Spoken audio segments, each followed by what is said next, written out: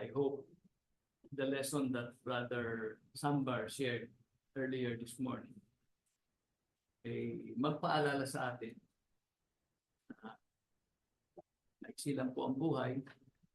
Hindi po natin alam kung kailan kukunin ng Panginoon. At sabi nga niya kanina, walang nasasayang na sandali sa paglilingkod sa Diyos.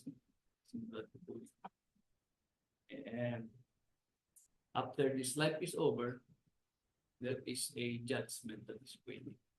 So, ako po'y dadako na sa aking inihandang lesson sa umagang ito. Ayan po.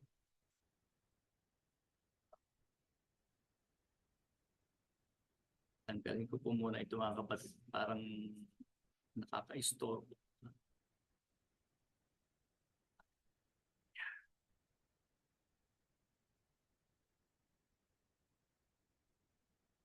Ito po ay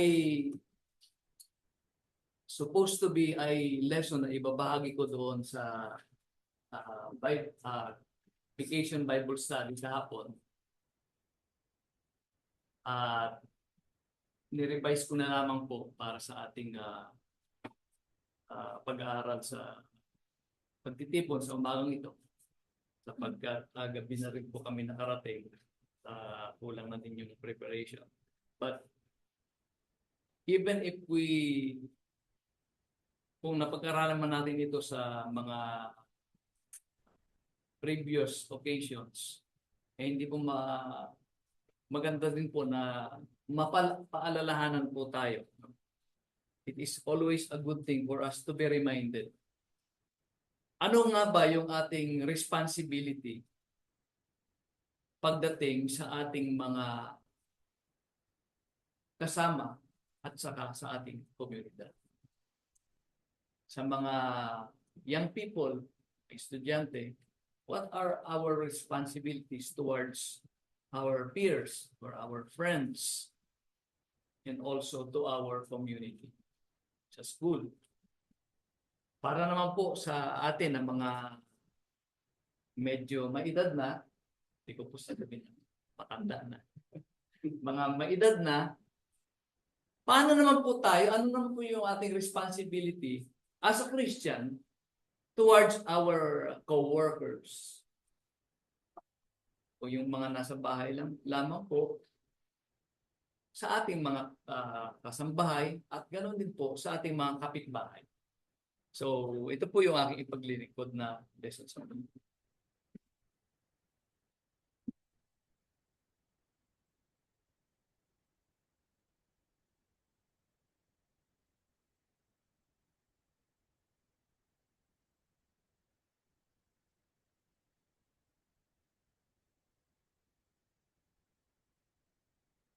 Ang isa pong pag-aaral na binibigay ng Biblia ay ang isang Kristiyano ay kailangan mag-provide o maging isang magandang halimbawa.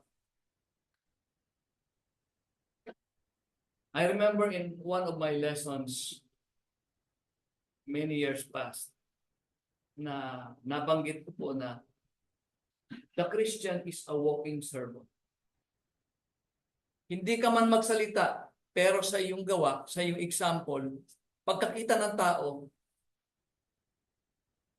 nakakapagbigay sa kanila ng impresyon o natuturuan sila, nare-remind sila ng amin. Kasi kapag ikaw ay hindi nagpapakita ng magandang example, para mong tinataboy ng mga tao. Sabi nga ng ating Panginoon in Matthew chapter 5 verse 60,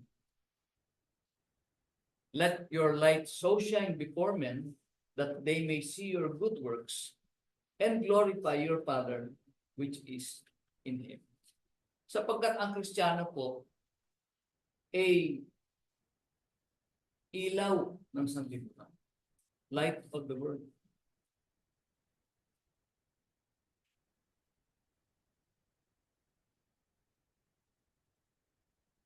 Liwanag na gayon ang inyong ilaw sa harap ng mga tao upang makita nila ang inyong mabubuting gawa at kanilang luwalhatiin ang inyong Ama na nasa langit.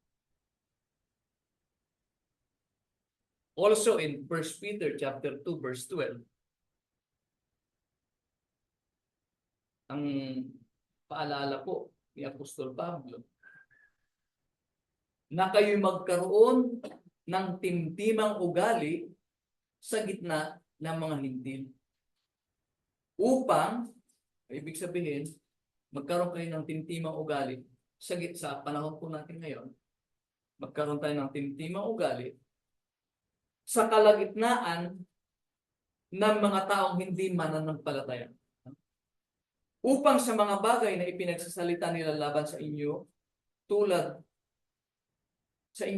sa nagsisigawa ng masama dahil sa inyong mabubuting gawa na kanilang nakikita, ay purihin nila ang Diyos sa araw ng pagdalang. We can see here that through our good deeds, through our good works, people will glorify God. Hindi yung ang Diyos pa ang napapasama, nasasalaula. Sasabihin ng mga tao, akala ko ba Church of Christ, bakit ganyan ang ugali?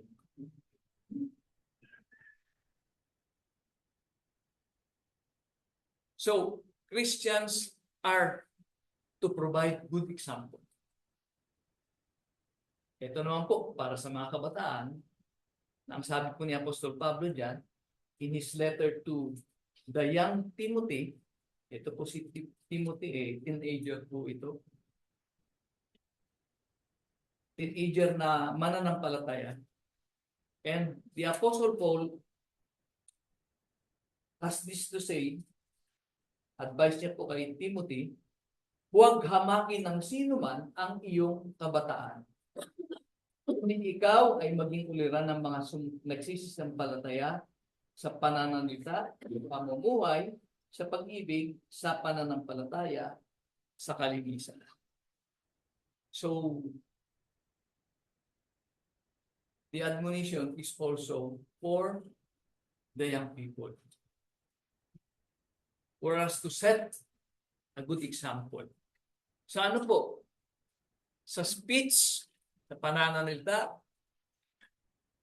sa pag-uugali, sa pag-ibig, sa pananampalataya, at sa kalinisan. Titinan po natin isa-isa mga kapatid. How can we set a good example in speech? Ang sabi po, doon sa Ephesians chapter 4, verse 29.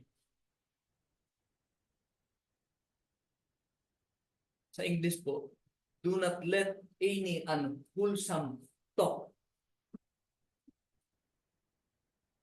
Basahin ko po sa Tagalog. Ano mang salitang mahalay, unwholesome mahalay, ay huwag lumabas sa iyong bibig. Kundi ang mabuting ikatitibay ayon sa pangangailangan. You know, nowadays, mga kapatid, very common na lamang yung pagsasalita ng mahalay. Nagiging expression na lang. Kapag ka nagulat, di ba? Lalo pa nung nagkaroon tayo ng past president, na kung makapagmura, wagas. Kaya, ang tao po, nagiging norm na, nagiging normal na lamang po yung pagmumura, yung pagsasalita ng mahalay. At nakakalungkot. Siguro po na-experience ninyo sa inyong mga komunidad or PPO. Ako po, na-experience ko in my workplace. Kahit naman po sa mga social media, sa mga pinapanood natin sa TV. Normal na lamang yung pagsasalita ng mahalay. No? Yung mga pagsasalita ng walang kabuluhan.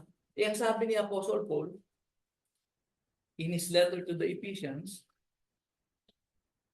huwag lumabas sa iyong bibig anumang salitang maatay. Instead of unwholesome talk, ano yung lalabas sa iyong bibig? Words that edify. Mabuting salita na ikatitibay ayon sa pangangailangan upang makinabang ng biyaya ang mga nagsisipag. Makinabang yung nakikinig.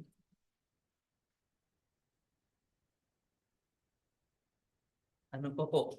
Sabi po kasi doon sa Matthew chapter 2 verse 36. Ipagsusulit natin sa Panginoon sa araw ng pag-uupo. Nabanggit kanina yung pag-uupo. Sa araw ng pag-uupo, ipagsusulit natin sa Panginoon ang lahat or bawat salita. Walang kabuluhan na ating sasalitain. Chapter 12, verse 36, basahin ko po sa Tagalog. At sinasabi ko sa inyo na ang bawat salitang walang kabuluhang sabihin ng mga tao ay ipagsusulit nila sa araw na ito. Whether we like it or not, sabi ng kanina Brother Sunburn, the day of judgment, we will give account to God.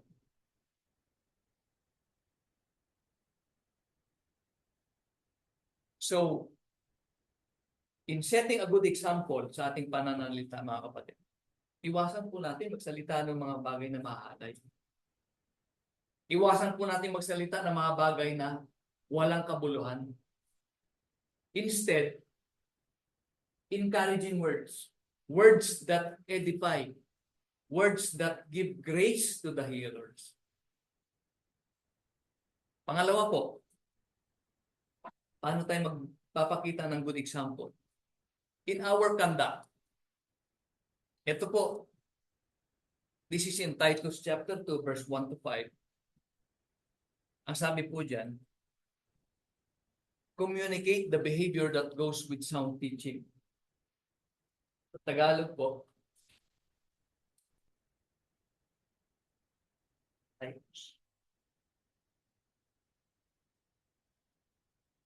ngunit magsalita ka ng mga bagay na naukol sa aral na magaling. And this is the admonition to older men, sa mga matatandang lalaki, na ang matatandang lalaki ay maging mapagpigil, mahusay, mahinahon ang pag-iisip, magagaling sa pananampalataya, sa pag-ibig, sa pagtitiis. So yan po yung pamumuhay o yung conduct that is expected of older men. No? Mapagpigil, mahusay, mahinahon ng pag-iisip, magagaling sa pananampalataya, sa pag-ibig, at sa pagtitiis. Likewise, ito naman po ang sa mga older women. Na gayon din ang matatandang babae ay maging magalang sa kanilang kilos, hindi palabintangin ni paalipin man sa maraming alak. Because in those days, mga kapatid, when the Apostle Paul wrote this, mahilig sila sa mga pag-inom ng alak. Wala naman siguro sa atin dito ang mahilig uminom ng alak. No? Mga guro ng kabutihan, upang kanilang maturuan ang mga babaeng may kabataan na mag-ibig sa kanya-kanyang asawa, mag-ibig sa kanilang mga anak, mangagpakahinahon. So, these are the rules of conduct for older women. Exhibit behavior fitting to those who are holy, not slandering, not slaves to excessive drinking, but teaching what is good. So, role din pala ng mga babaeng nakakatanda ang turuan yung mga mas nakababatang babae. the younger women.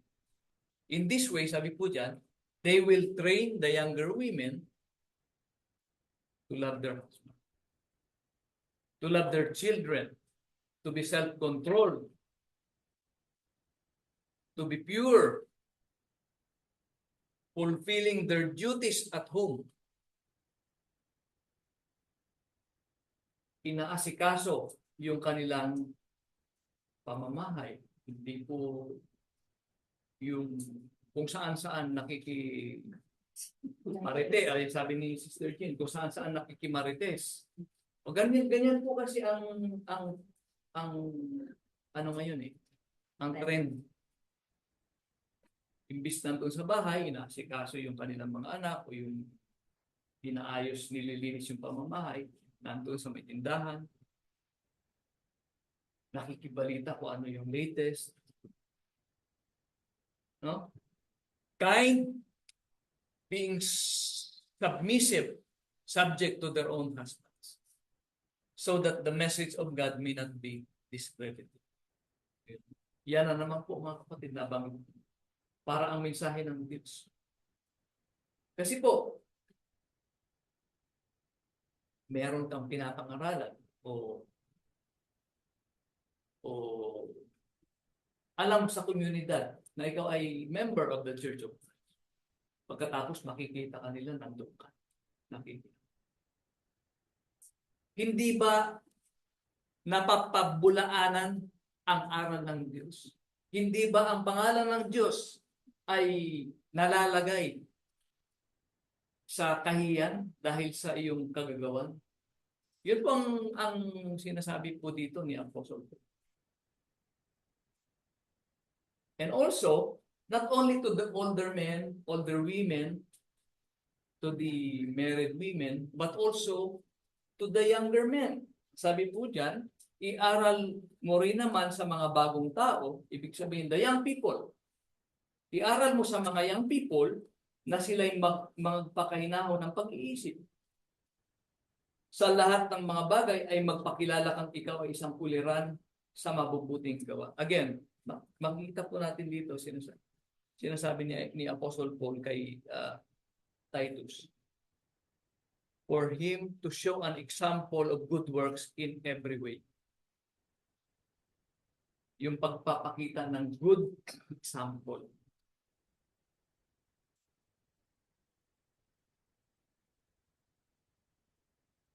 Also in 1 Peter chapter 2 verse 12, ito po yung nabasa na natin kanina, sabi doon po sa ating binasa, live such good lives among the pagans.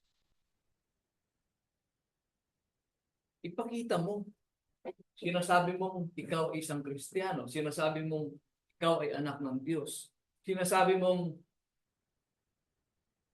ikaw ay kabilang sa tunay na relihiyon. Ikaw ay kabilang sa kawan ng Diyos. Ipakita mo sa pamamagitan ng iyong pamumuhay.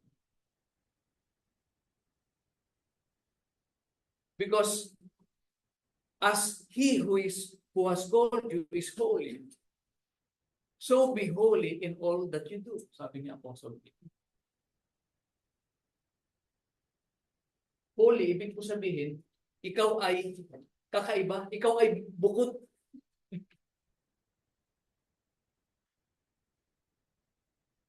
First Peter chapter 1 verse 15. Banal. Yun po ang ibig sabihin ng banal. Holy. Yun bang kakaiba ka? Hindi ka nakikiayon sa kanilang gawain. No? Also, the believer is to, or the Christian is to set a good example when it comes to love, sa pag-ibig. Kaya nga po, nung kausap ng ating Panginoon, yung kanyang mga apostles, yung kanyang disciples. This is during his last supper with his disciples. Alam po niyo yung kanyang iniwan sa kanila na aral. Sabi ng ating Panginoon, the world will know that you are my disciples if you love one another. Wala nang ibang, basahin po ninyo yan, John chapter 13 hanggang 17. Walang ibang palatandaan na makikilala ng mundo na sila ay mga alagad ng Diyos. In the same way tayo po. The world will know that we are disciples of Jesus Christ if we have love for one another. Kaya susunod pong katanungan, are we showing love to one another? Pinapakita ba natin ang ating pag-ibig sa isa't isa? Hardly. Bakit po? Or maybe, no? Bakit ko po nasabi, mga kapatid? Every Sunday lang tayo magkita-kita. Di ba? Every Sunday lang tayo nagkikita-kita. Meron nga tayong GC. Minsan, doon natin pinaparating yung ating mga balita. Every Sunday lang tayo nagkikita-kita dito. And yet, kung kaya naman natin pumunta dito, hindi pa natin magawa. How can we show our love to our brothers? May kapatid tayo, humihingi ng request for prayers. Hindi mo man lang maalala ang ipanalangin. Paano mo maipapakita ang pag-ibig mo sa kapatid na yan? May kapatid tayo na nangangailangan ng pinansyal.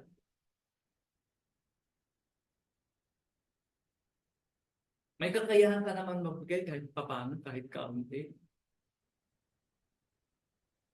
Hindi ka nagbigay.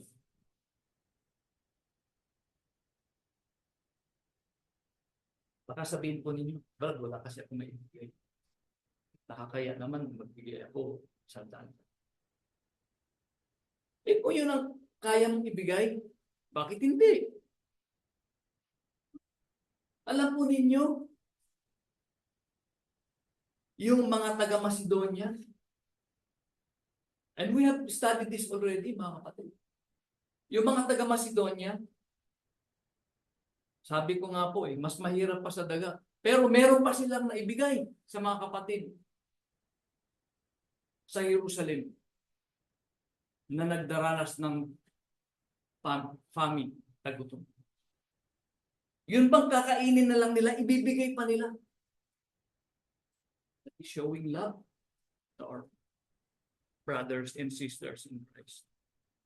Kaya nga po, sabi ni Apostle diyan, ito po ang acid test ng pagpapakita ng one of the acid tests, pagpapakita ng pag-ibig. Sabi ni Apostle John in 1 John chapter 3, 17 to 18, datapwat, ang sino mang mayroong mga pag-aari sa sanlibutan ito. Ibig sabihin, meron kang kakayahan.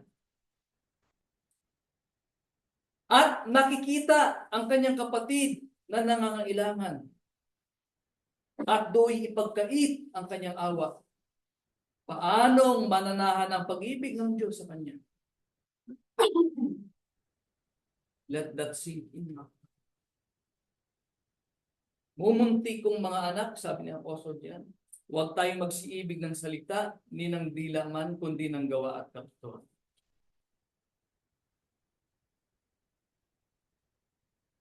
Hindi yung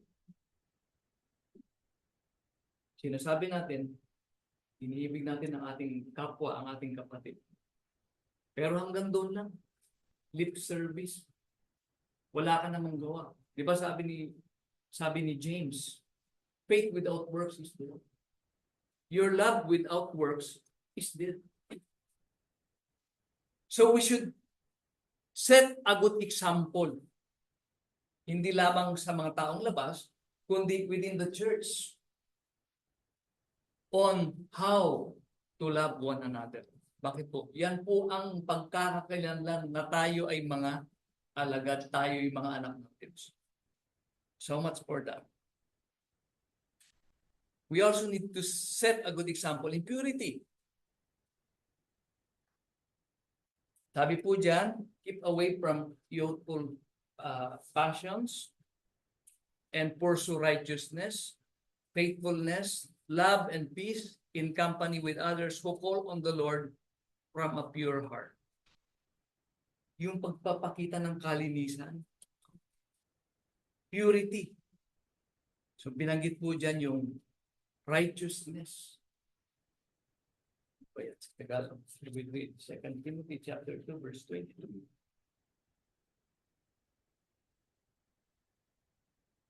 Kabanalan, at sundin, datapwat layuan mo ang masasamang pita ng kabinataan, sundin mo ang kabanalan, ang pananampalataya, ang pag-ibig, ang kapayapaan, kasama ng mga nagsisitawag sa Panginoon mula sa pusong malinis. Out of the purity of one's heart. And also, and po, keep away from youthful passions. Pero hindi lamang po sa mga nakababata yung mga youthful passions na yan eh. Apektado din po ang mga matatanda dyan.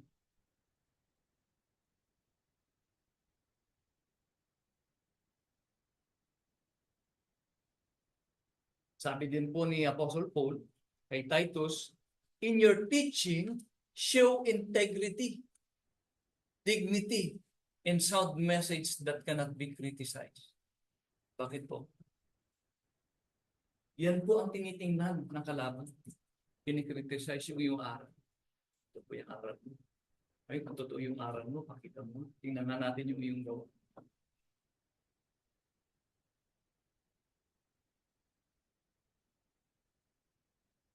Ano po yung una? Christians should show a good example. Pangalawa po, Christians should be good influence. Alam po niyo itong influence, it is very much related, very closely related to being a good example. Pero yung influence po, this involves more interaction. Meron ng active. Kung yung showing good example, passive, ito po, active. Because when we are with our friends, with our peers, with our co-workers, with members of the community, we influence them by leading them with doing what is right. No? Diba, sabi ng Panginoon, you are the light of the world. And in that same chapter, a few verses down, ang sabi naman niya, you are the salt of the earth. Ang purpose po ng salt is to add flavor or taste to the food.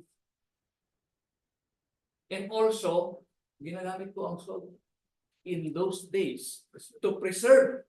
Kahit naman po ngayon eh. Yung isda, aanuhin mo ng maraming asin. Magiging, bulad. Daing. In the same way, a Christian, not only adds flavor to the world, but also preserves the goodness. Kaya, ang isang Kristiyano, kapag ka nakikihalubilo sa mundong ito, dapat maging parang asin siya. Siya yung magpipreserve ng kabutihan. Otherwise, sabi nga ng Panginoon, if the salt loses its saltiness, what good would it be? Wala nang silbi, kaya itatapon na lang. Yun po ang sabi ng Panginoon. So how does a Christian persist on being a good influence? And a good example. Paano po? No? Umpisan po muna natin sa mindset, mga kapatid. Having the right mindset. The Apostle Paul in Colossians 3 verse 2. Ang sabi po niya doon sa mga taga-Colossae, set your minds on things above. not on earthly things. Para magkaroon ka ng tamang mindset. Pero mga kapatid, aminin man natin o hindi, mahirap po itong gawin.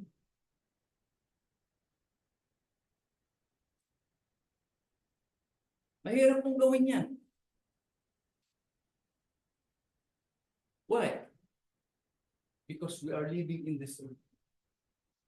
And tayo po, ang tao kasi, human nature is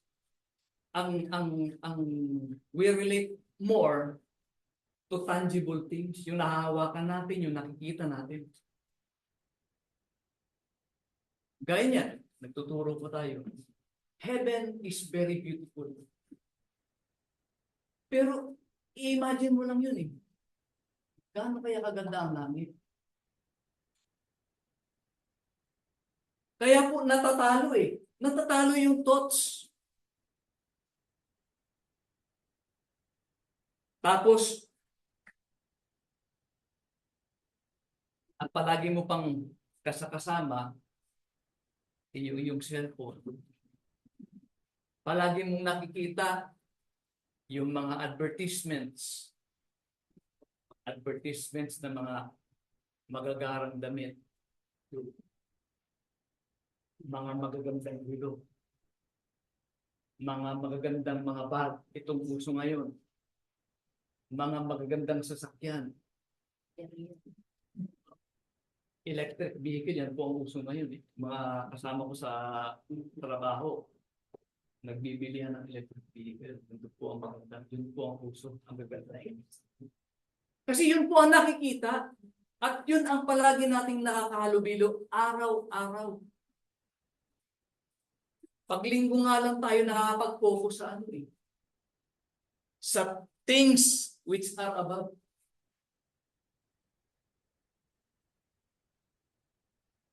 Aminado ako mga kapatid, aminado ako.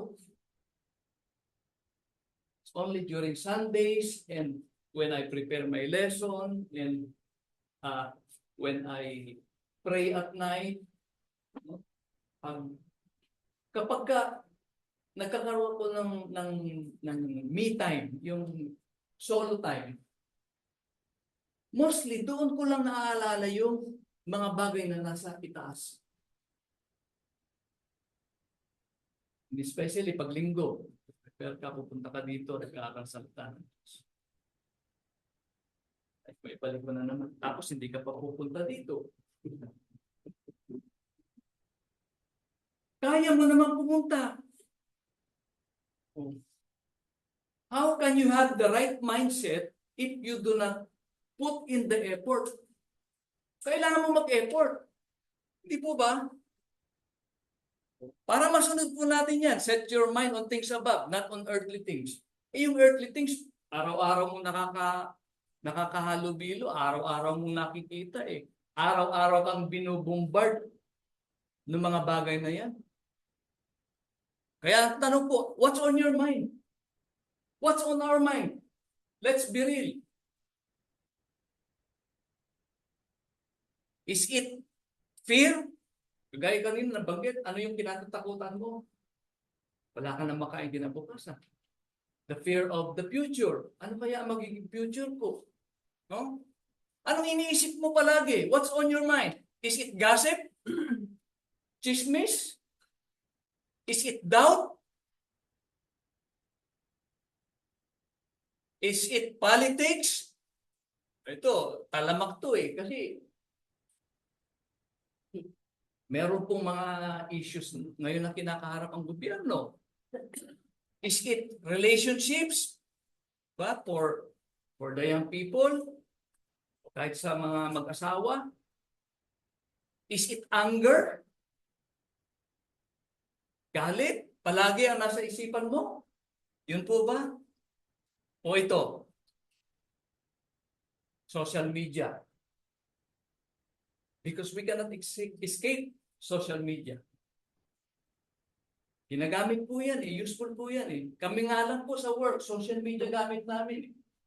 We communicate with each other, kahit yung mga nasa probinsya, through through social media, Facebook Messenger. Useful po.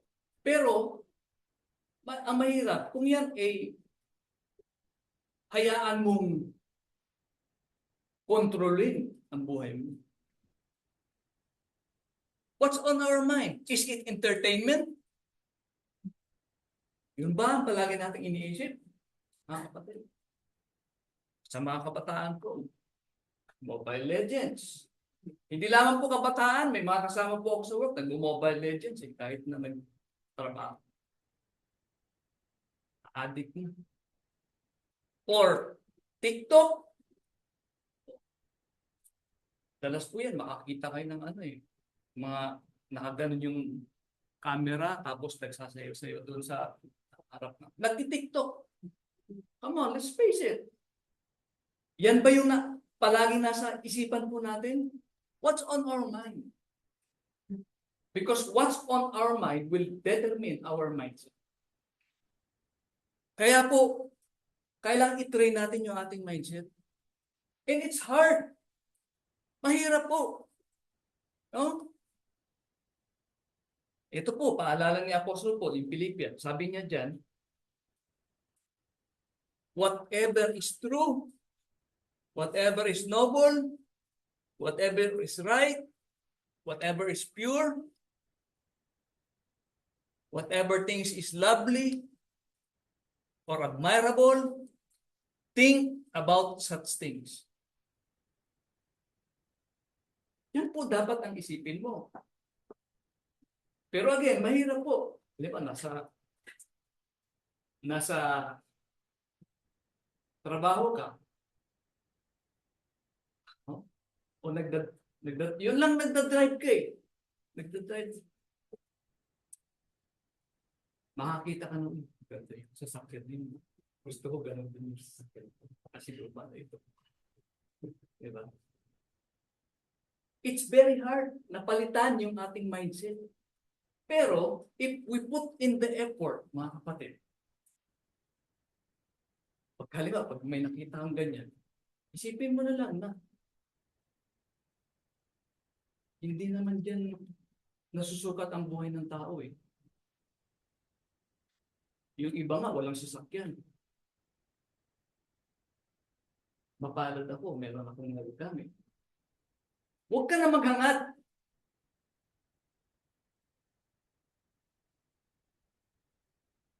So, one advice is to keep our mind preoccupied with godly thoughts. Kapag ka nakakapag-isip ka na ng mga walang kwenta, walang kabuluhan, o mga masasamang bagay, palitan mo kaagad ng makadiyos na pag-iisip. Effort. You put in the effort. That is having the right mindset. Isa pa po, palagi po natin ito nababasa yung sa Romans chapter 12, verse 1 and 2. Sabi po dyan sa verse 2, do not be conformed to this world, but be transformed. How will you be transformed? By renewing your mind. Renewing your thought process. Kaya naman eh. Kung ang pag-iisip mo is materialistic ka, kaya mong baguhin yan. I-train mo yung pag-iisip mo na pagka may nakakita ka na material na bagay, isip mo, ay, hindi masyadong importante yan. Hindi yan dapat ang ako ng aking oras at effort. Renewing our mind. Because you will not be transformed until you renew your mind.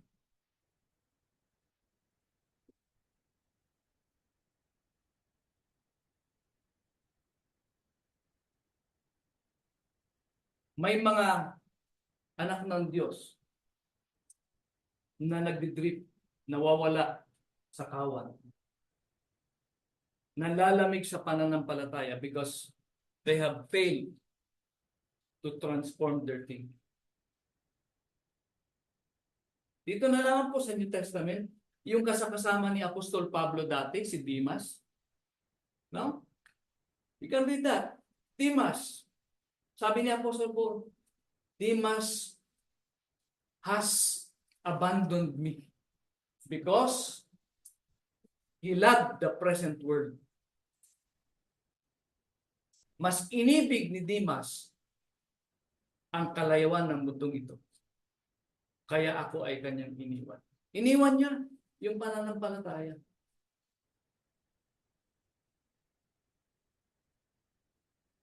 Again, number 2, we should choose our circle of friends, our barkada, our associates, our mga co-employees carefully. Kasi sabi po ni Apostle Paul, again, when we are with bad people, may influencean ka. Baka sabihin mo, Brad, akala ko ba gusto natin maging good influence? Kaya ako nakikisama kasi gusto kong ma-influence eh. No, mga kapatid. More often than not, ikaw ang ma-influence. Because, sabi nga ni Apostle Paul do not be misled. Bad company corrupts good character. Pag palagi kang sumasama sa mga taong masasamang ugali, later on, sasama din ang ugali mo. Diba?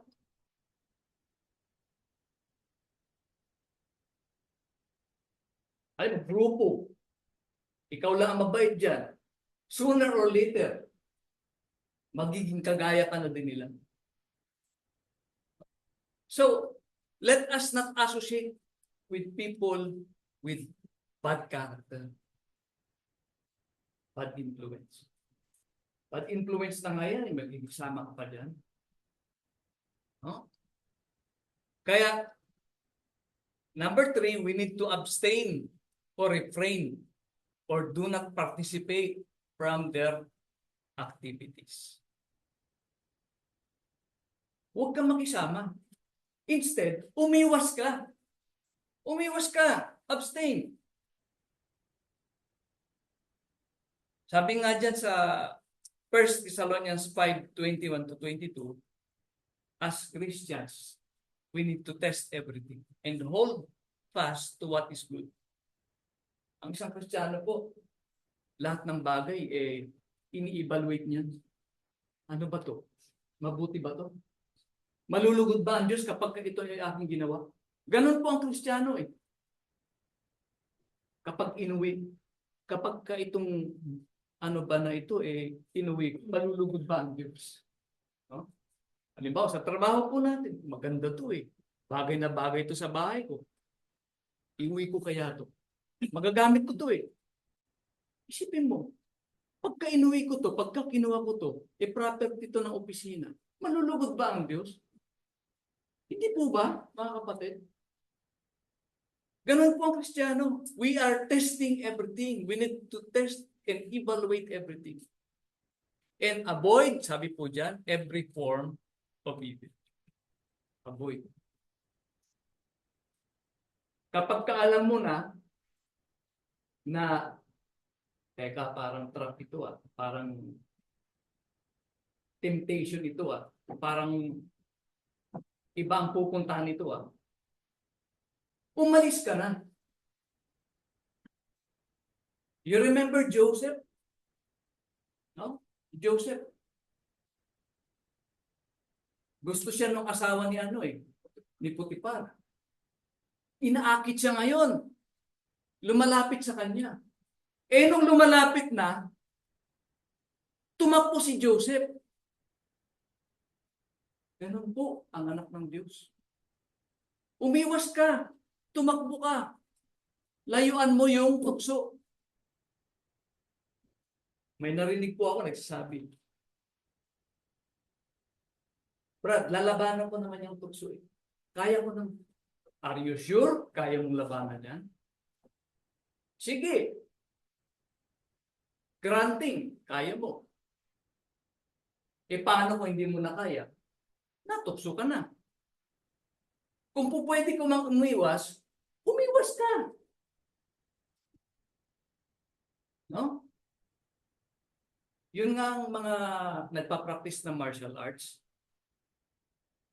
Ang sabi po nila, the first self-defense is to run. Ayan po, magagaling na magdumipensa yan, self-defense.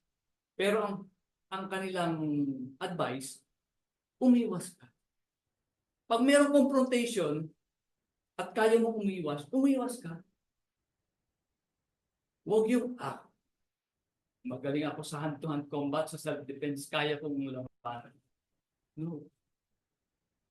The best thing to do is to avoid, to flee. And that is with the Christian.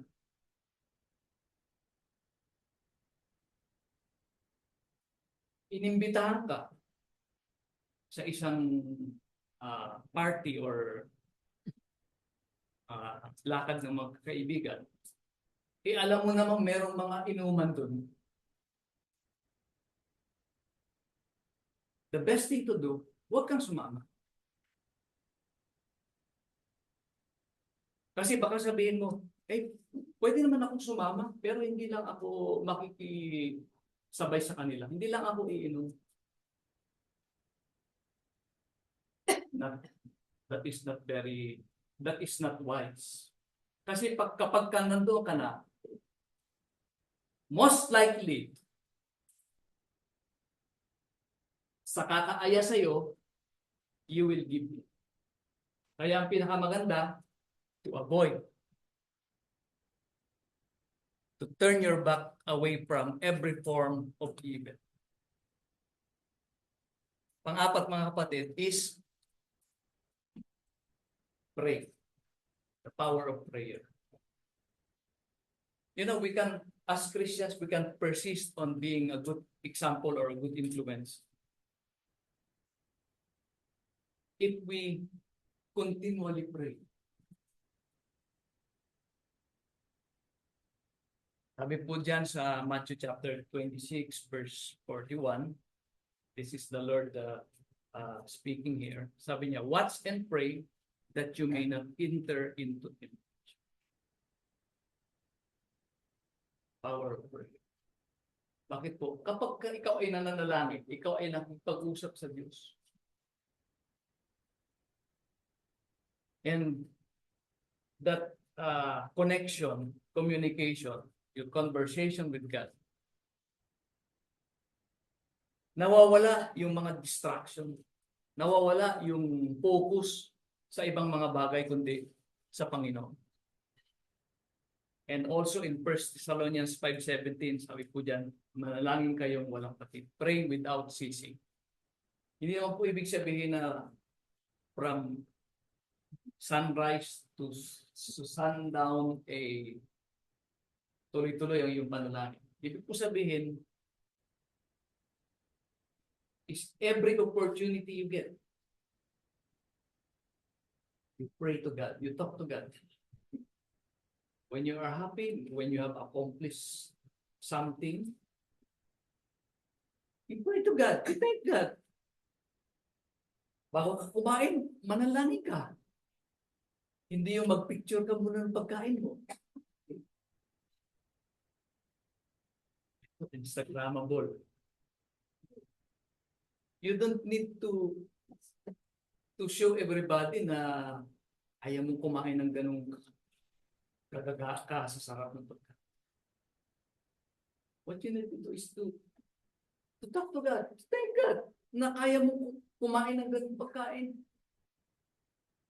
And pray in the Spirit, the Apostle Paul said.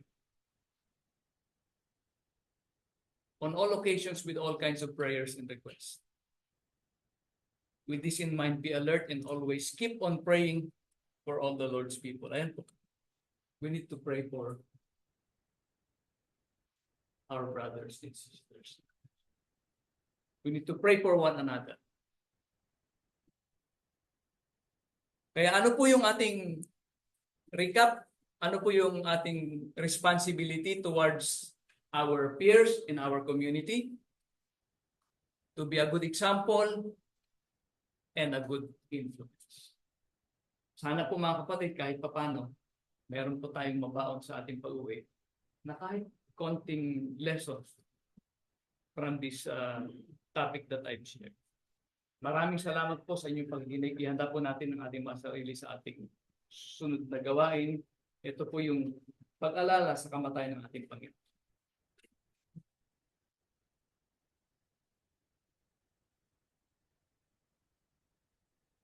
Okay, salamat kapatid na Darwin at napakaganda ng iyong mensahe. At sana'y mag-iwan sa ating mga isipan ang isang mensahe na magagamit natin po ito. Okay, at bilang pagpapatuloy nating gawain, dadako po tayo sa